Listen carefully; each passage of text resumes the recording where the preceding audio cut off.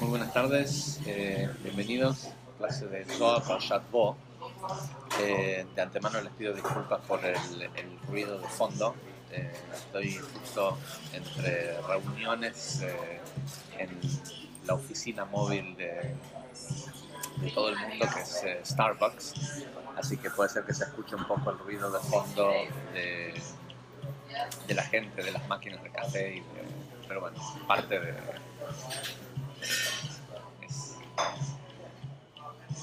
parte de cuando uno enseña Kabbalah y lo hace de hobby, hay que a veces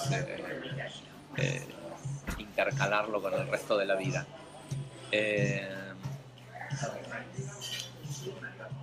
La porción de esta semana tenemos, la porción literalmente se llama Bo. Bo quiere decir ven de venir.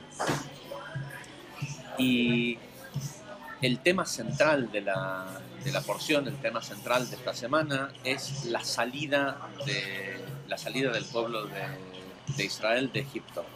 Ahora nosotros hablamos ya muchas veces de, y digo muchas veces porque no es solo respecto a la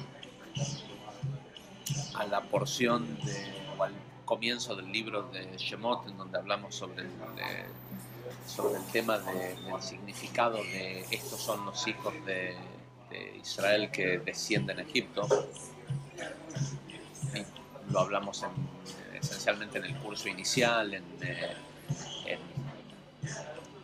la explicación básica de cuando uno se pregunta qué hacemos acá, qué estamos haciendo en este mundo, para qué nacimos, por qué un cuerpo encarna, un alma encarna en un cuerpo. Y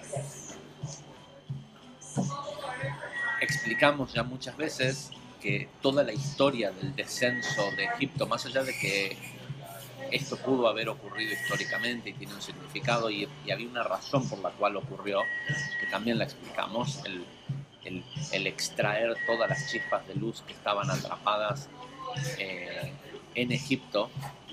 Y también ya explicamos por qué Egipto y no otro lugar, ¿sí? Por qué las almas que surgieron a partir de del desperdicio de las emisiones de semen de Adán, el primer hombre, durante los 130 años de separación, ¿por qué fueron a parar a Egipto? ¿Sí? Y tal vez hoy de lo que vamos a hablar aparezca el tema. Todo ese proceso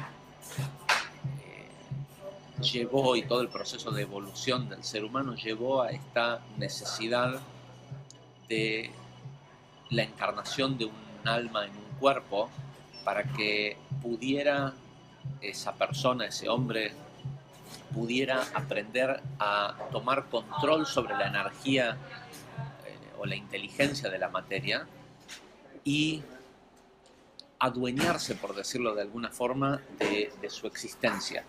Para la mayoría de los seres humanos del mundo, el cuerpo humano dicta lo que él necesita, lo que él quiere, lo que él necesita, lo que quiere, el motivo por el cual hace las cosas, y utiliza la energía del alma, de los distintos aspectos del alma, para lograr eso que quiere. Lo explicamos ya muchas veces, lo explicamos de hecho en el curso intermedio, que no es posible que un ser humano haga una acción, perdón, no es posible que el ser humano haga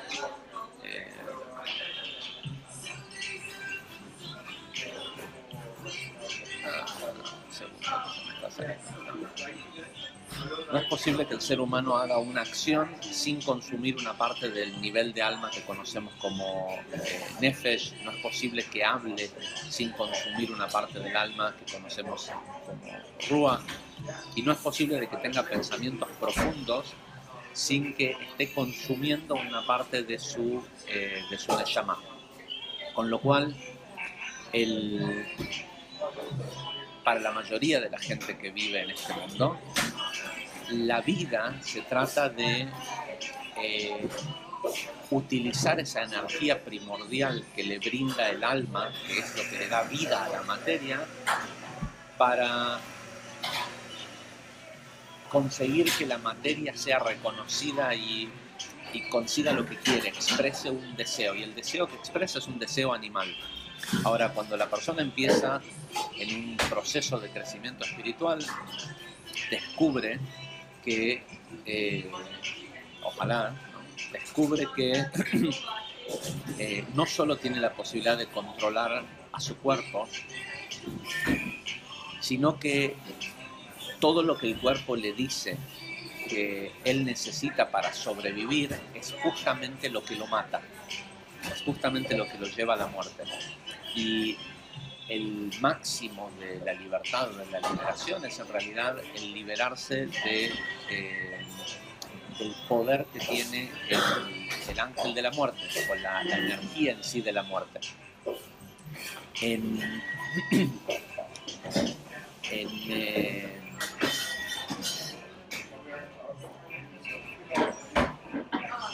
la porción de la semana que viene, que es la porción que corresponde a la apertura del Mar Rojo y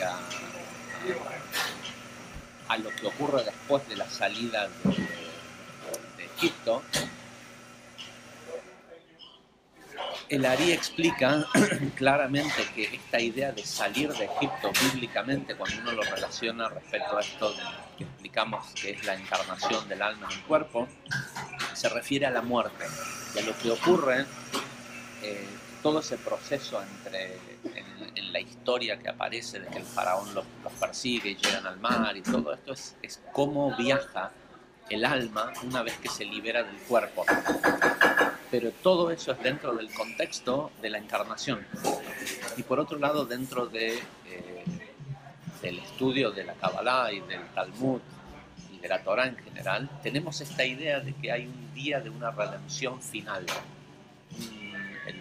El día del fin de la corrección del Gemara Tikkun. Y primordialmente lo que los sabios nos explican es que de lo que se trata es de ganarle al ángel de la muerte. Es decir, que en el momento del fin de la corrección, de la redención final, la gente no va a tener que morir. El cuerpo va a vivir por siempre. Y la razón por la cual el cuerpo va a vivir por siempre es porque cuando la persona logra que su alma sea la que está en control y no el deseo egoísta del cuerpo, no el cuerpo en sí, la única inteligencia que hay en el alma es la vida misma. Y lo que le pasa a la mayoría de las personas es que interpone el cuerpo entre el alma y la fuente de sustento que sostiene a esa energía perpetua del alma. Es decir, al interponer frente al alma el deseo egoísta del cuerpo, lo que están haciendo también es interponiendo una barrera entre el alma y el lugar desde donde el alma se conecta con la energía de la inmortalidad. A eso se refiere que en Egipto el cuerpo tiene un rey que no conoce a Yosef, es decir, que piensa que el sustento viene del entorno físico y hace todo lo que puede para conseguirlo y desconoce que hay otro rey que se llama Yosef, que simboliza la sefirá de Yesod, o del comienzo del Seiranpin, que es el primer mundo metafísico por encima del mundo de acción, del mundo de Olam Asiá.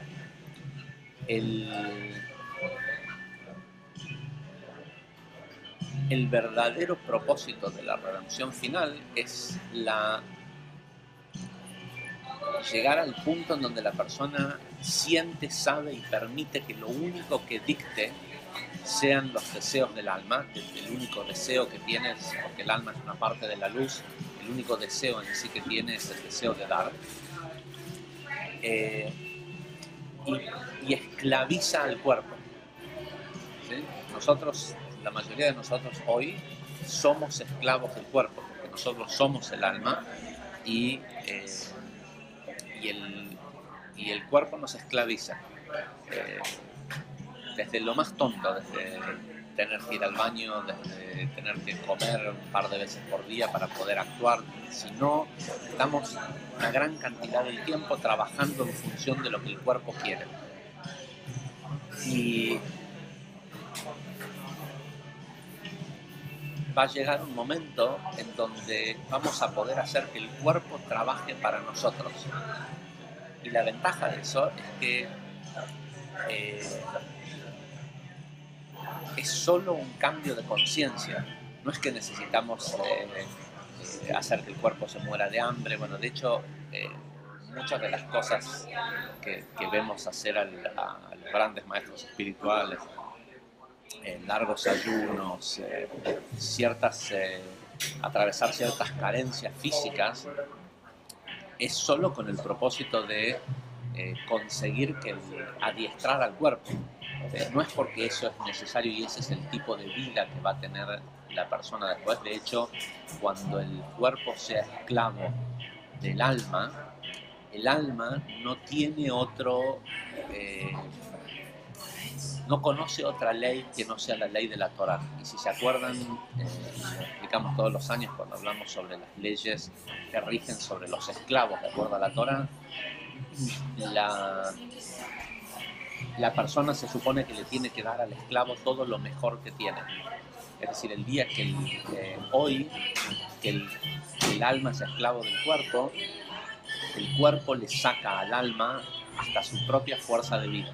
El día que el cuerpo sea esclavo del alma, el alma lo va a llevar a sentir todos los placeres puros y verdaderos de la creación sin que esto le haga mal. Porque el deseo del alma es dar, con lo cual le va a dar al cuerpo y le va a dar esa experiencia para que revele luz para los demás. Hoy el cuerpo quiere esa luz porque le da placer simplemente. Entonces, por un lado, la porción de Bo, en donde vamos a tener las últimas 3 plagas y la salida de Egipto, está relacionada con la salida del cuerpo cuando la persona muere, cuando nosotros nos vamos de este cuerpo y lo dejamos. Pero también está relacionada con la liberación de cualquier tipo de esclavitud o de Egipto en un estado más pequeño. Puede ser cualquier tipo de carencia, porque Egipto lo que simboliza es eso, la esclavitud o la carencia. Está también relacionado con la misma energía que se revela en Pesaj, el día 15 de Nisan, que tienes que poder de sacarte de alguna esclavitud en particular, con lo cual esta es una semana sumamente poderosa. Pero también tiene un aspecto de conexión con la Geulá, con la redención final, con la liberación del dolor, del sufrimiento como medio de aprendizaje. Ahora, una de las cosas más notables que tiene esta porción, permiso, es que el comienzo de la porción comienza diciendo Dios le dijo a Moisés, ven al faraón. Esta no es la primera vez que aparece esta frase, de hecho creo que es la 4ª vez. 3 veces en la porción anterior, cuando Dios quiere corregir la forma en cómo Moisés se conduce con el faraón y quiere que le diga algo nuevo, quiere que le vaya a reclamar que libere al pueblo, en lugar de decirle, Moisés, andalo del faraón y decile que haga tal cosa o pedirle tal y tal otra, lo que le dice es, ven al faraón. Y tenemos que entender que ya explicamos el año pasado el tema que el Zohar explica acerca de este gran cocodrilo que lo lleva, que Dios lo lleva a Moisés a ver, por eso le está diciendo ven, ¿no? Y que es conflictivo, por decirlo de alguna forma, esta idea de que Dios habla con Moisés y le dice que vaya a donde está el faraón, porque da de entender que el faraón está en el mismo lugar en donde está Dios. De todas formas, más allá de ese entendimiento, el entendimiento más cercano a nosotros es que cuando se trata de liberarse de algún tipo de esclavitud, de algo que te perturba, que te oprime físicamente, mentalmente, no es algo que uno tiene que ir a hacer, es algo que uno tiene que venir, ¿sí? La clave de esa esclavitud o de ese yugo que la persona siente, sea físico, emocional o simplemente intelectual, es algo que tiene adentro, y en el lugar en donde realmente lo puede combatir es es viniendo hacia sí mismo, no yendo hacia el tercero, hacia alguien de afuera.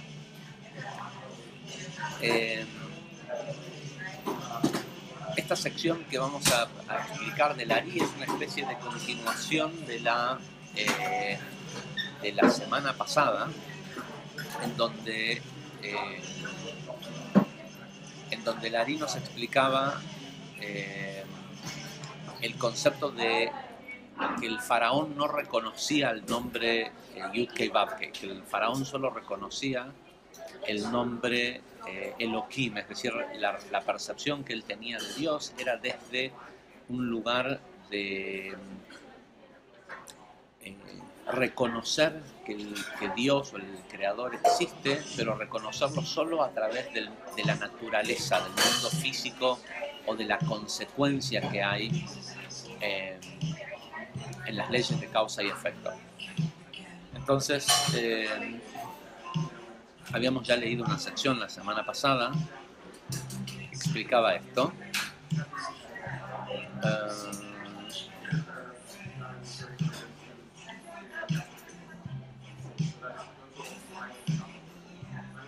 ¿Sí? Donde decíamos que el faraón solo creía en las leyes de la naturaleza, no es que creía en dioses, el agua, el sol, sino que entendía que cómo funcionaba el sol, la lluvia, lo que a lo mejor en otras mitologías se entendían como los dioses de la naturaleza.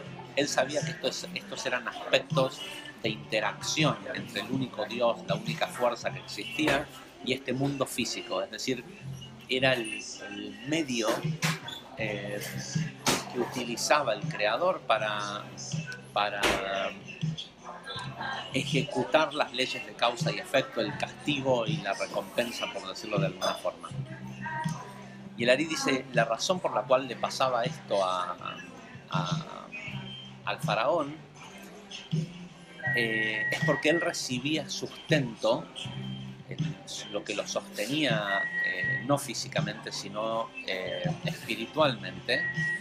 Él recibía sustento y su conciencia desde el cuello, desde el cuello de Zeir Anpin. Se está poniendo ruidoso nuestro Starbucks porque ya son las 7 de la mañana y cuando llegué creo que eran 6 y algo, ahora ya son 7 de la mañana y está empezando a concurrir el público. Ok.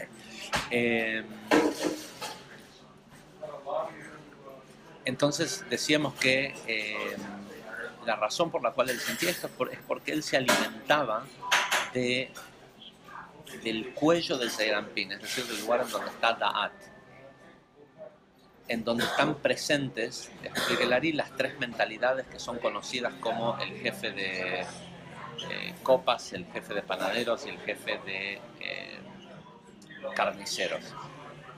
Ahora escuchen esto. Dice,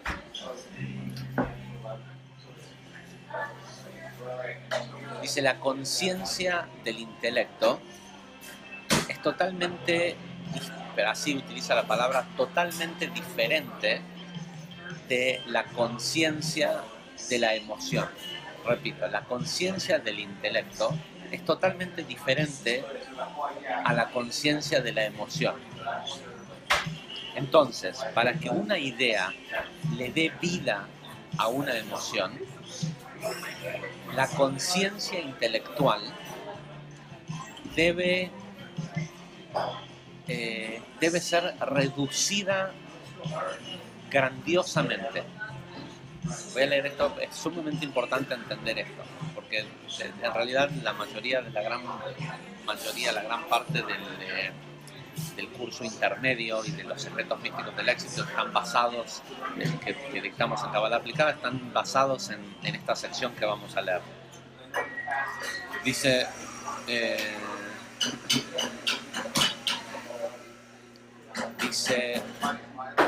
la conciencia intelectual es totalmente diferente a la conciencia de la emoción. Entonces, para que una idea le pueda dar vida, ¿sí?, o le pueda dar nacimiento a una emoción, la conciencia intelectual debe ser reducida grandiosamente. O sea, se tiene que reducir de algo inmenso, tiene que reducirse a algo muy pequeño. Cuando esto ocurre,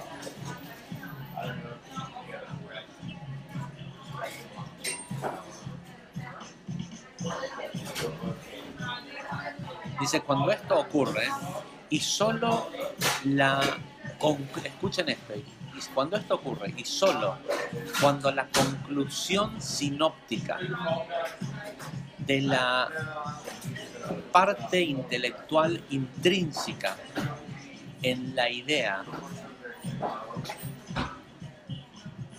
permanece, o sea, cuando uno puede reducir toda la idea a algo muy, muy, muy, muy pequeño, ¿sí?, y la parte, digamos, más importante, lo que la persona quería dar, esto es lo que es lo más importante, se mantiene viva en la idea, entonces la conciencia del individuo es lo suficientemente libre de sus preocupaciones intelectuales que lo harían reaccionar emocionalmente a ese concepto. Cuando una persona tiene una gran idea, algo que está que puede hacer que descienda a este mundo, las grandes ideas nunca son ideas egoístas. Las grandes ideas son siempre ideas de hacer algo grandioso por los demás, por el mundo. Ahora, eso tiene que reducirse de la forma en cómo actúa en la cuestión esta del cuello, de Da'at, es porque el intelecto es algo enorme, nuestra cabeza es muchísimo más grande de lo que físicamente parece, y para que genere, para que eso que no tiene materia alguna, pero que es una tremenda cantidad de energía, genere una emoción que lo acompañe, necesita reducirse. El cuello es una especie de embudo espiritual que lo que hace es que al restringir la vía del fluido y comprimirlo, esa compresión genera estrés y genera un aumento de velocidad y presión, ¿sí? Es como si fuera un tanque si uno tiene un tanque de cientos de miles de litros de agua y hace que ese agua salga por una manguera, por un ducto pequeño, lo que termina ocurriendo es que sí, no pueden salir los cientos de miles de litros de agua por ese lugar pequeño, pero el agua que va a salir de ahí va a salir con una presión que probablemente incluso haga temblar o vibrar al ducto, ¿sí? El cuello está pensado para que la energía de la idea cuando las ideas son grandiosas, y también cuando son egoístas pasa lo mismo, la idea se comprime hasta que la compresión de ese fluido empieza a generar vibraciones, y esas vibraciones es lo que nosotros llamamos emociones. Ahora, si la persona es capaz de que cuando eso se reduce, es decir, no es que si la persona es capaz, si la idea es una idea que es altruista y que es para hacer un gran cambio o darle algo grandioso al mundo, el, el, la emoción que va a producir, la forma en cómo se contrae, por decirlo de alguna forma,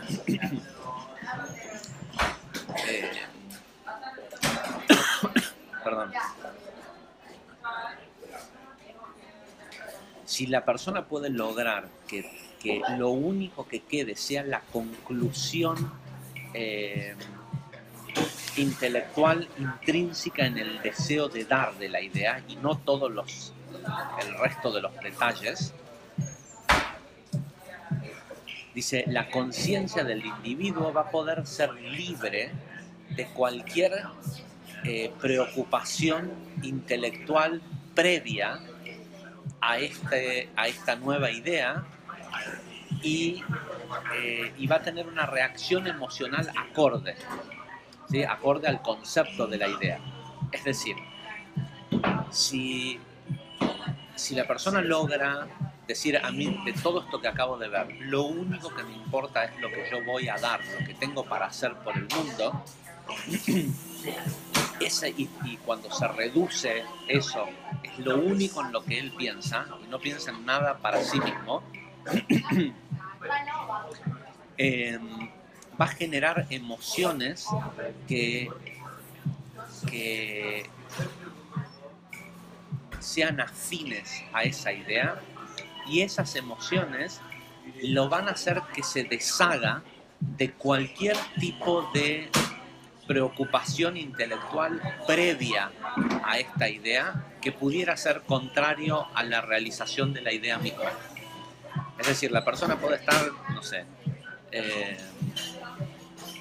pensando que no tiene suficiente dinero para comer, y que tiene una enfermedad, y que tiene problemas con su familia y un montón de cosas, y de golpe encuentra una idea grandiosa de algo que tiene que puede hacer por el mundo. Si logra concentrarse solo en el aspecto de lo que él tiene para dar a través de esa idea, cuando esa idea descienda y se convierta en emoción, la emoción que va a sentir lo va a hacer que se deshaga de cualquier preocupación intelectual previa al haber tenido la idea. Es decir, se va a olvidar de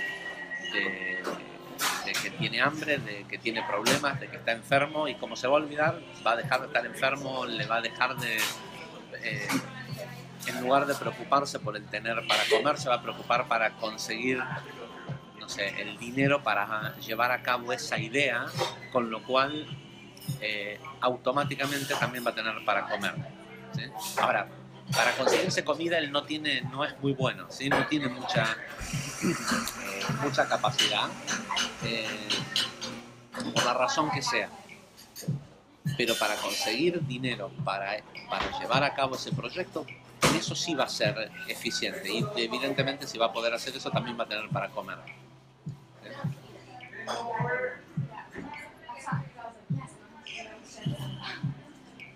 Ahora bien, dice, tenemos que saber, dice Lari, que este proceso de constricción tiene un cierto nivel de peligro que es inherente al proceso mismo.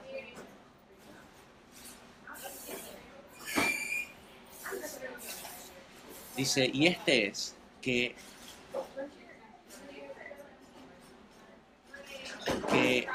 el total de la realización intelectual que estaba presente cuando la conciencia estaba enfocada en la idea misma, puede llegar a ser olvidada, ¿sí?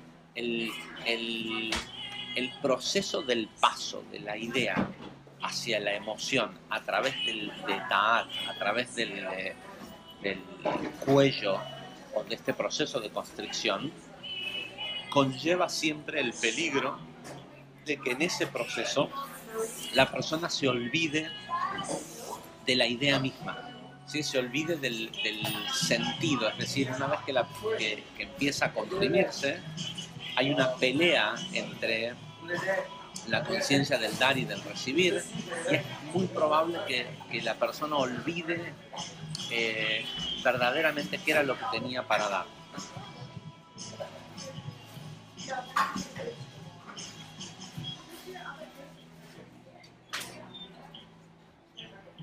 Dice, ¿y esto cómo sabemos que esto ocurre? ¿Esto o cuándo ocurre? Esto ocurre cuando la persona es vulnerable a todo tipo de ideas desasociadas y de reacciones o respuestas emocionales distorsionadas.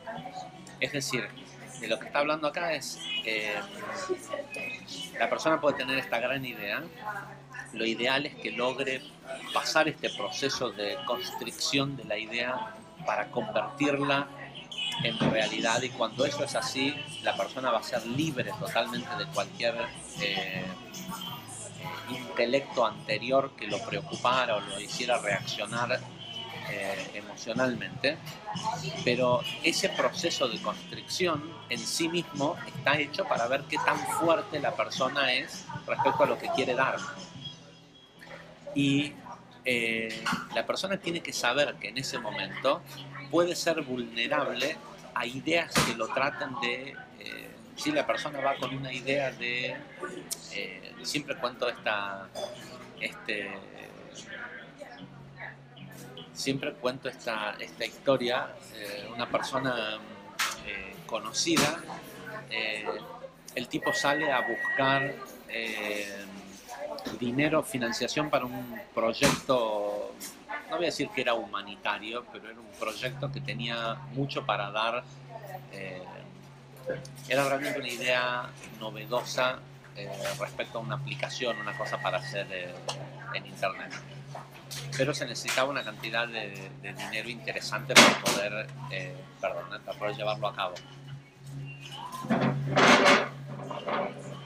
Vamos a esperar un momento que hay una mudanza de sillas aquí alrededor que está haciendo mucho ruido.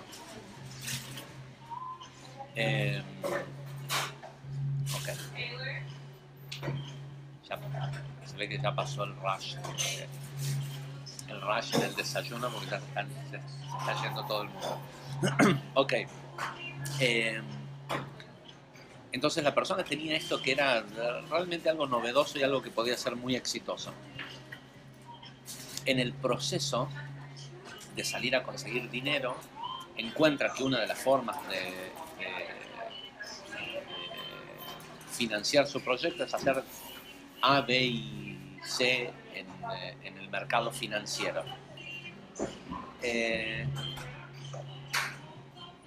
Me lo encuentro 2 o 3 años más tarde.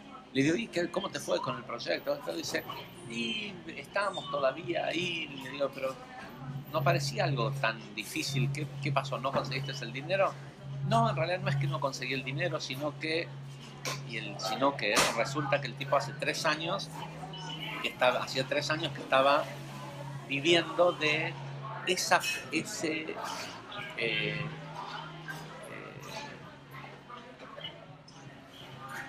de esa manipulación financiera que había logrado hacer, que en realidad había tenido la idea de hacerlo buscando la financiación para su proyecto, pero en el camino se perdió, ¿sí? En el camino, como tuvo que pasar por Egipto, le gustó Egipto, ¿sí? Le gustó Egipto y se quedó a vivir en Egipto. Y eso es lo que le pasa a la mayoría de las personas. Muchas veces lo que vinimos a hacer a este mundo para la mayoría de la gente, por lo menos para la gente que escucha esta clase, que si tienen el interés de estudiar Kabbalah, seguramente vinieron a hacer cosas grandiosas en este mundo. Pero en el proceso se quedan a vivir en el proceso, se quedan a vivir en alguna estación del proceso por miedo a seguir. Y el miedo a seguir no es otra cosa más que falta de amor por aquello que tenían para dar.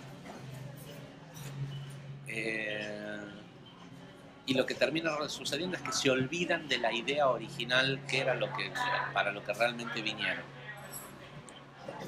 Es larguísima la historia, pero es la historia que hemos contado muchísimas veces del tipo que va a la isla donde la arena está hecha toda de diamantes y que el tipo fabrica velas.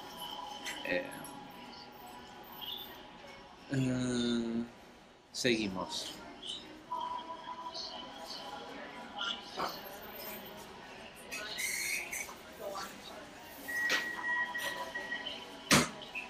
Ok, dice anatómicamente, bueno, esto le explica algo que ya lo estuvimos explicando. Dice, anatómicamente, este pasaje de la idea hacia la emoción es el pasaje entre la cabeza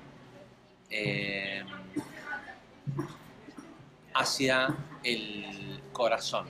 Y el lugar por donde tiene que pasar es lo que nosotros llamamos garganta.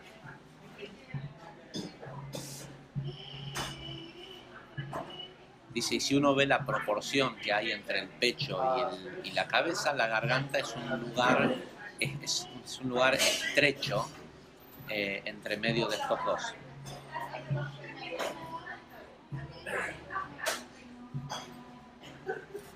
Dice, la parte frontal de la cabeza, particularmente la cara, refleja la expresión completa del intelecto, ¿sí? Uno se da cuenta enseguida, uno le ve la parte de atrás de la cabeza a una persona y no sabe qué está pensando o qué le pareció lo que escuchó. Pero cuando uno ve la expresión de la cara de una persona, la persona te puede estar diciendo una cosa y uno está leyendo en su cara que lo que en realidad piensa es algo distinto. Porque la parte, el frente, la parte frontal de la cabeza, la cara, es la expresión completa del intelecto. Por eso está escrito, dice Larí, la sabiduría de un hombre es lo que ilumina su cara. ¿Sí? Todos habrán visto que es muy común escuchar a gente decir, no, es una persona oscura. ¿Sí? ¿Cómo oscura? Yo lo veo y es blanquito, rubio, de ojos celestes. No, pero ¿no ves que es una persona muy oscura? ¿Sí? Cuando una persona no tiene crecimiento espiritual, cuando es, no sé, lo que la gente le llama una mala persona, es muy común que se utilice este término de una persona oscura. Y en Eclesiásticos 8.1 está escrita esta frase que dice, la sabiduría de un hombre ilumina su cara. Dice,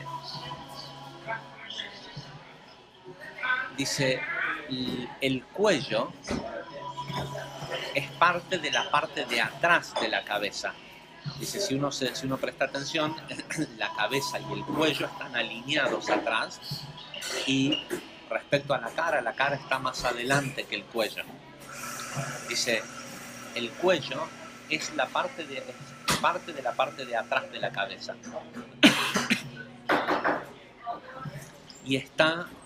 Y no se toca, no está en contacto constante con la parte de enfrente que simboliza la conciencia.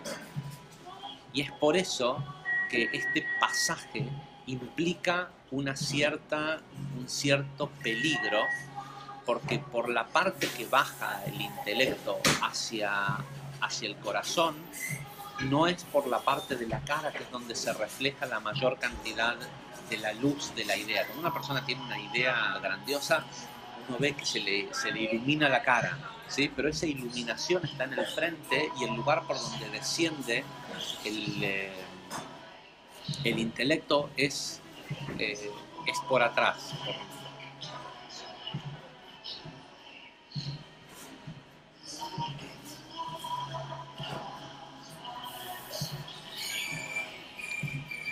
Dice, por eso es que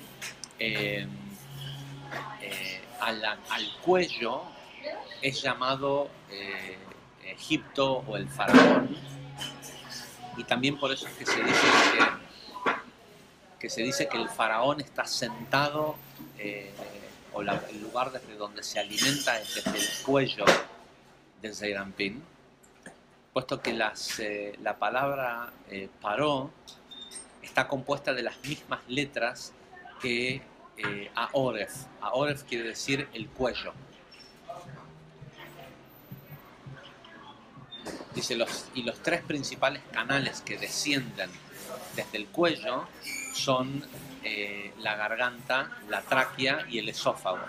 Dice, estos tres conductos es lo que anteriormente llamábamos el jefe de copas, el jefe carnicero y el jefe de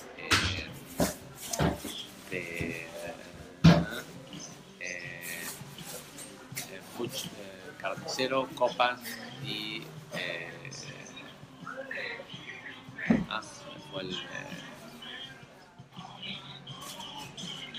y panadero, perdón. De todos es el que me debería haber acordado más viniendo de una familia de panaderos, ¿no? Ok, estos tres conductos corresponden a Jochma, Binah y Da'at,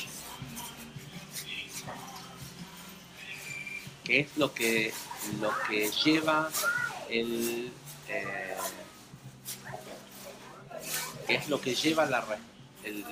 la emoción, perdón, lo que lleva el intelecto a convertirse en una respuesta emocional.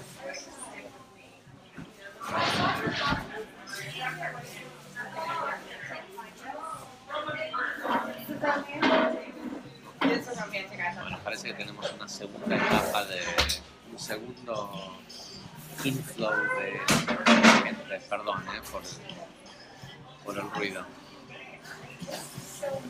Se están sentando. En un segundo van a dejar de mover todas las sillas.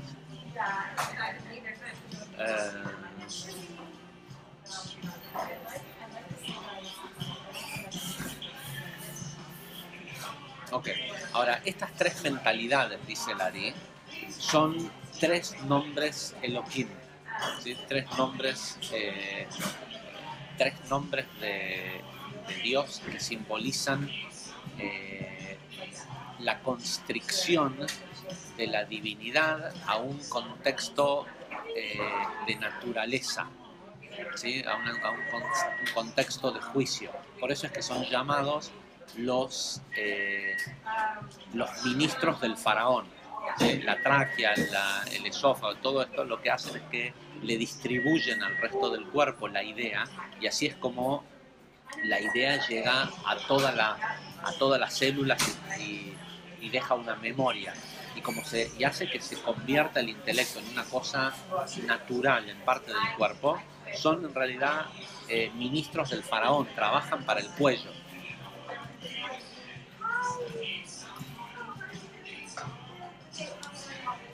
Dice, y como el faraón no recibía sustento de estas tres intelectos en su manera expandida, que serían tres nombres Abaya, tres nombres Yud-Kei Vav-Kei, él no lo podía reconocer, no podía ver este otro aspecto creativo de Dios, del creador.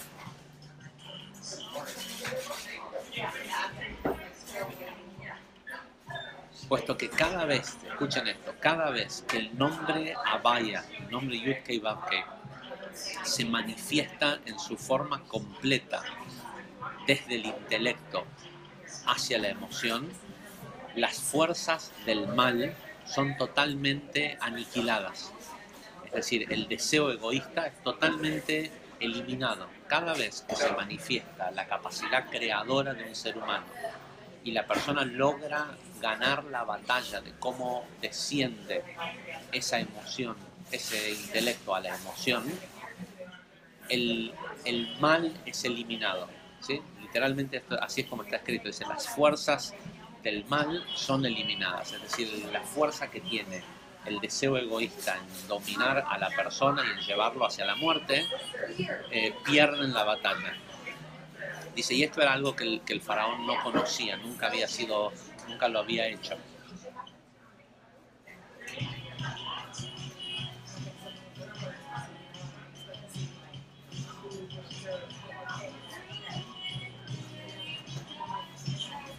Dice, ¿cómo se logra esto? Dice, siempre y cuando el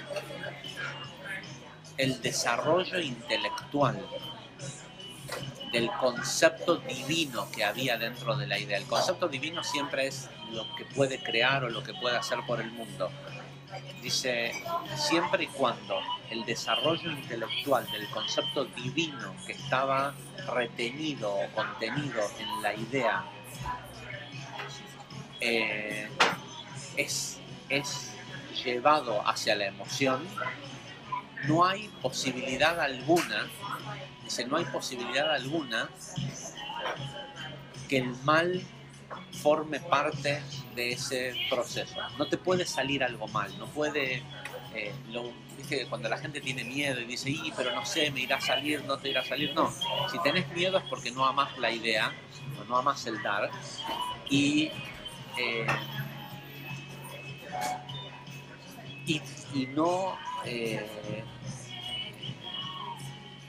no mantuviste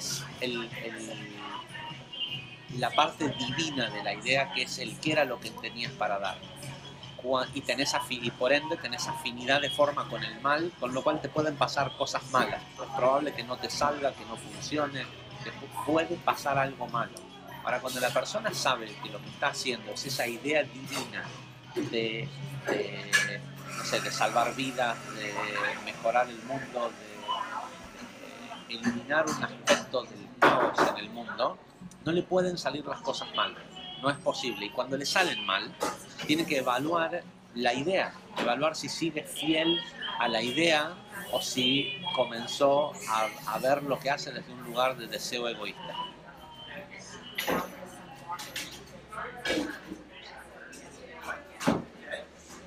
Dice, puesto que sería totalmente incongruente de que algún aspecto de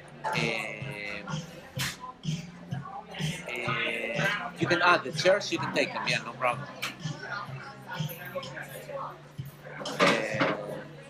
Dice, puesto que sería totalmente incongruente que alguna fuerza del mal pudiera transgredir y dañar a una inteligencia que proviene del creador mismo.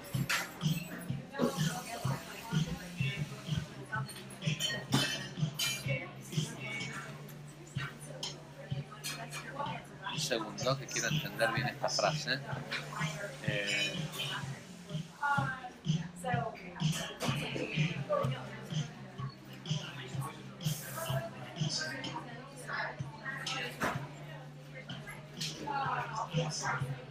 Dice, solo cuando la revelación de la divinidad es simbolizada por el nombre Yud-Kei Vav-Kei se ha ocultado, es decir, por alguna razón la persona la cubrió con su idea egoísta,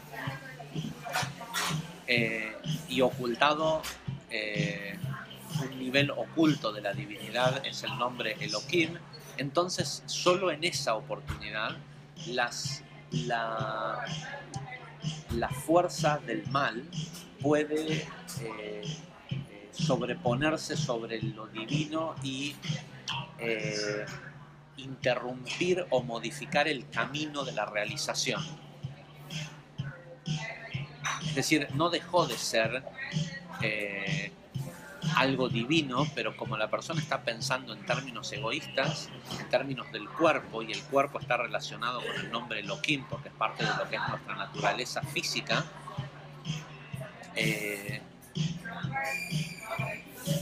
dice, ahí es a donde la persona le da apertura para que las fuerzas del mal se interpongan en el camino y haga que algo salga mal.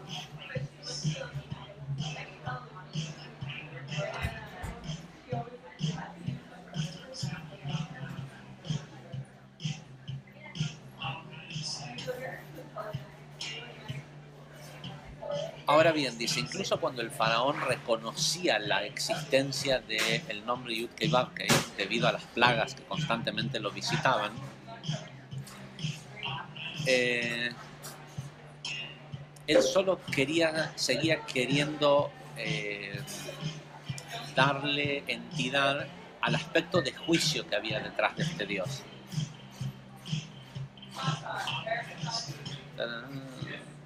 Estoy buscando una sección de esto, porque esto solo sigue explicando lo mismo.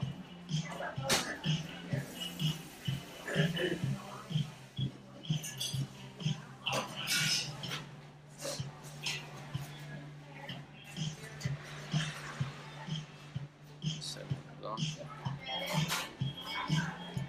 Ok, esta es la parte que quería encontrar.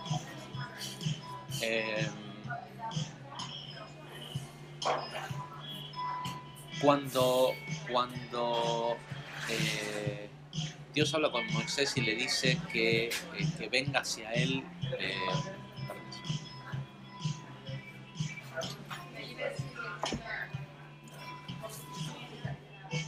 cuando Dios habla con Moisés y le dice que venga hacia él, hacia donde está el faraón, le dice, para que yo pueda poner mis signos, o estos signos, en él. ¿Sí? No tengo acá el texto en hebreo, justo no tengo un Humash acá conmigo. Pero tengo un Zohar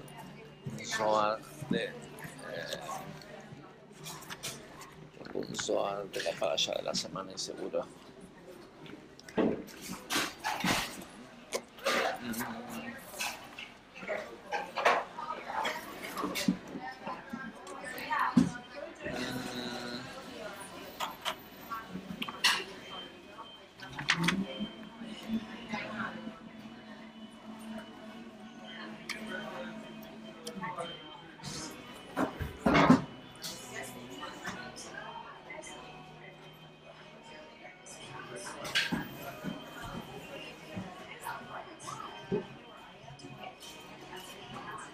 Ok, dice,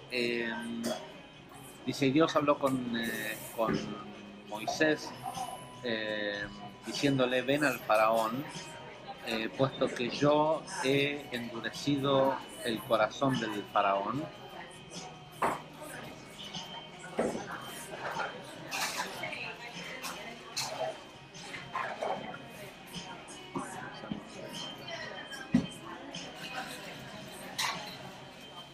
Ok.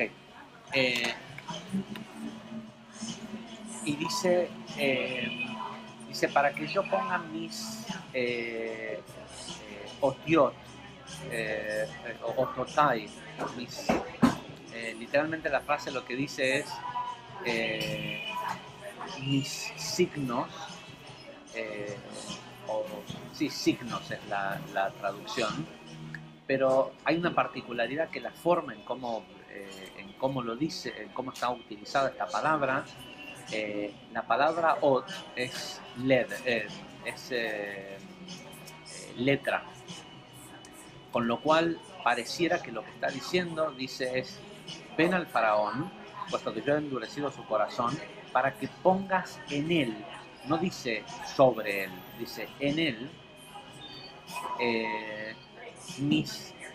pudiera decir mis signos, pero también puede decir mis letras, porque ototai, otot sería signos, o sería también el plural de la palabra letra, diría letras, para que yo ponga mis letras, pero como dice mis letras, ototai, también puede ser leído otot yud, es decir, 10 letras. Sé que para ahí suena un poco extraño, pero no se preocupe. Entonces dice así. Dice la palabra mis signos, ototai, puede ser dividido en dos palabras. Otot, signos, o el plural de letras, y la letra yud.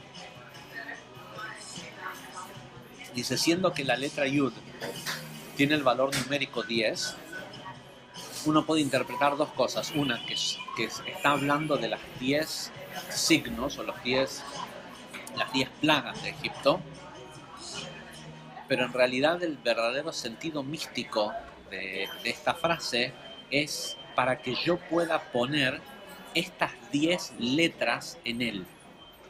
¿Sí? Dios le dice a Moisés, venía el faraón para que yo pueda a través de Moisés poner estas 10 letras en el faraón.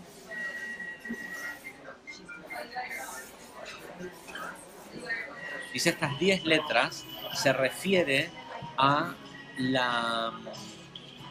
deletreo completo del nombre Yud-Kei-Vav-Kei. Cuando uno deletrea el nombre, cada una de las letras, que son 4, pero uno las deletreas Yud, ¿sí?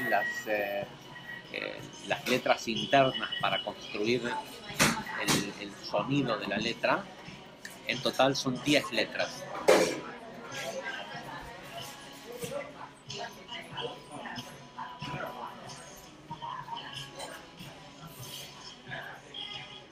Dice, puesto que lo que Dios entendió que era lo único que iba a hacer que el faraón los dejara salir, era el poner en el faraón el nombre completo de Dios, el nombre Yud-Kei-Vav-Kei completo.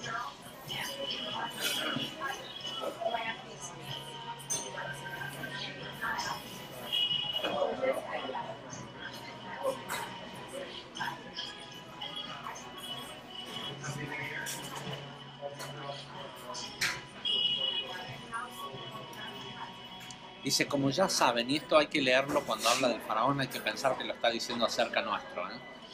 Dice, como ya saben, el faraón se adhiere a sí mismo a Zeir Anpin de la santidad, en el nivel del nombre Elohim. Es decir, la mayoría de nosotros, de la gente, cuando estamos en esa conciencia de Paró, del faraón, nos adherimos a Dios, queremos adhesión con Dios, pero como estamos nosotros desde un lugar de juzgar a los demás, de un lugar de juicio, nos adherimos a Dios, pero solo en el nivel del nombre de Elohim, que es un nivel de conciencia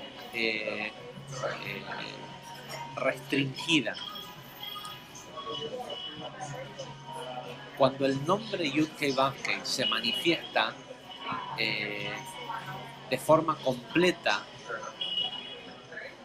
dentro de este nombre Elohim, este nombre Elohim es totalmente anulado.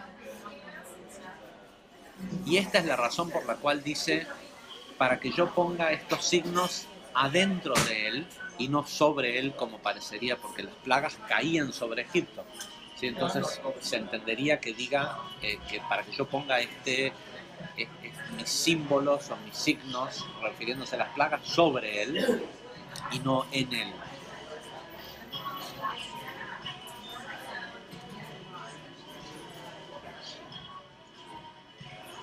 Y dice, con lo cual dice Lari, dice, si bien muchos tratan de traducir, de interpretarlo de una manera más mística, diciendo no, se trata de sobre él, o es porque, como por ejemplo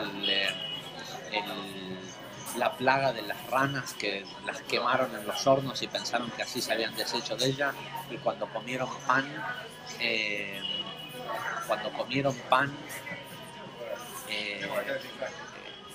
comenzaron otra vez les empezó a salir desde adentro les empezó a salir desde adentro las ranas. Hay toda una interpretación de distintos intérpretes de la Torá que dicen de que por eso dice que los ponga en él como adentro, y sin embargo el Ari dice no, acá literalmente lo que dice es el sentido místico, ¿sí? Que es algo que tenía que ocurrir de manera interna.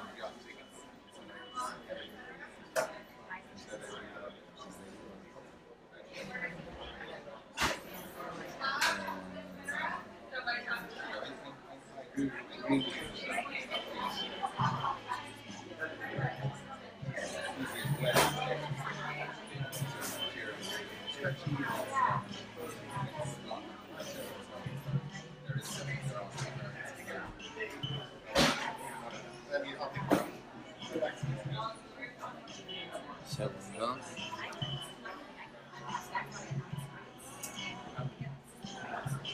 Okay. El Ari entra ahora en toda una explicación técnica de numerología de las últimas 3 plagas y la relación que hay entre las últimas 3 plagas y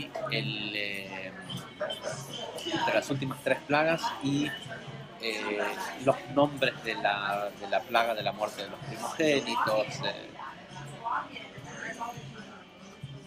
Pero la parte importante, creo, son dos puntos finales y con esto concluimos. Una es que la última plaga, que es la que corresponde al nivel de Keter, que es la que hace que finalmente salgan de Egipto, se llama Makat Bejorot, la plaga de los primogénitos, es la muerte del Bejor. Y antes de que ocurriera la plaga, Dios le entrega un primer set de preceptos a Moisés que tiene que ver con los meses del año. ¿Sí? Lo llama 2 semanas antes de Rosh Chodesh Nisan y le dice: este Rosh Chodesh, este mes, va a ser para ustedes la cabeza del mes. Y le enseña que el mes de Aries es el primer mes del año, de la rueda astral, y le da el precepto de los mandamientos relacionados a los meses del año y a las festividades. Inmediatamente después, el siguiente set de preceptos que reciben apenas salen de Egipto, pero que todavía no están fuera de la tierra de Egipto. Es decir, el faraón los dejó ir, pero están viajando y todavía no cruzaron el Mar Rojo. Es decir, no se liberaron del todo. O por lo menos ellos no saben que el faraón los viene a perseguir, pero en realidad no se han terminado de liberar. Dios le dice a Moisés, le da el precepto de la consagración de los primogénitos. Y sabemos que primero que nada, que la palabra Bejor son las mismas letras de Keter, Reshit, Jochma y Binah. Las mismas letras de la palabra Bejor, primogénito, son las letras que corresponden a las iniciales de los 3 intelectos sin Da'at, ¿sí? A su vez, hay lugares en los textos cabalísticos donde se refieren a la Sefirá de Jochma como primogénito. ¿Por qué? Porque la primera emanación que hubo desde Keter, digamos, el primer hijo que tiene Keter, que es lo que representa la verdadera esencia de Dios, es este hijo llamado Jochma, que es lo que nosotros conocemos como la idea bíblica de Dios. Y como es lo primero que surge de Keter, es llamado Jochma. Y el precepto dice: consagra para mí Kol Bejor,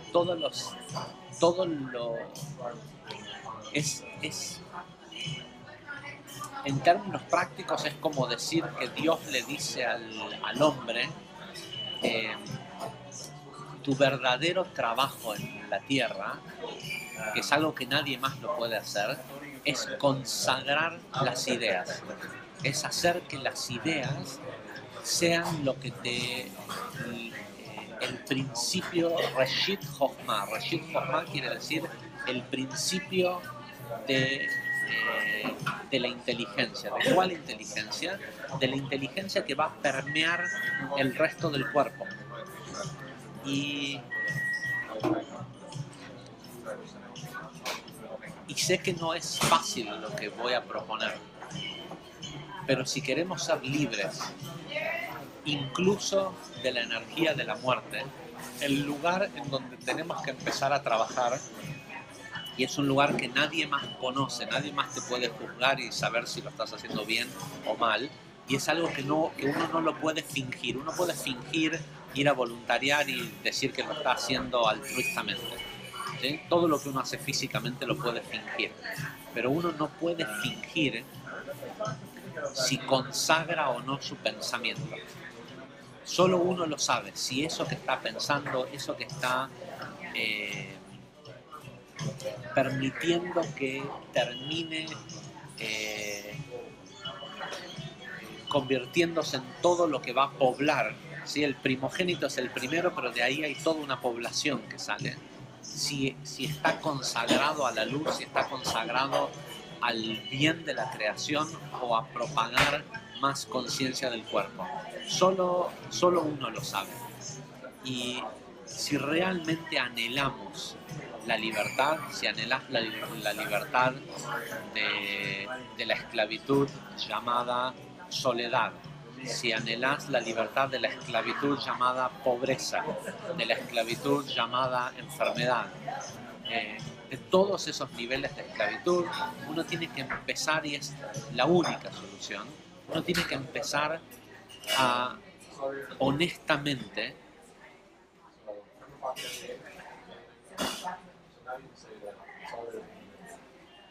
analizar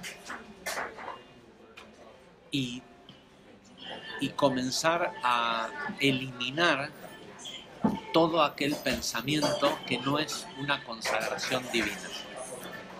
Gente, me tengo que ir. Tengo una reunión en 10 minutos. Muchísimas gracias. Jodesh Tov, porque no los vi en persona este último Rosh Hodesh, a la gente de Buenos Aires, y Jodesh Tov a la gente de todo el mundo. La semana que viene clase de Zohar en Puerto Vallarta, así que la gente que nos ve desde Puerto Vallarta, no se olviden, Biblioteca Los Mangos, próxima clase de Zohar, la que viene es Beshalach, la próxima después de Beshalach en el DF, y la siguiente en Mérida, así que los que quieran acercarse, pónganse en contacto con los grupos de cada una de las ciudades a través de la información que ya está publicada en Facebook. Gente, muchísimas gracias. Hasta la semana que viene.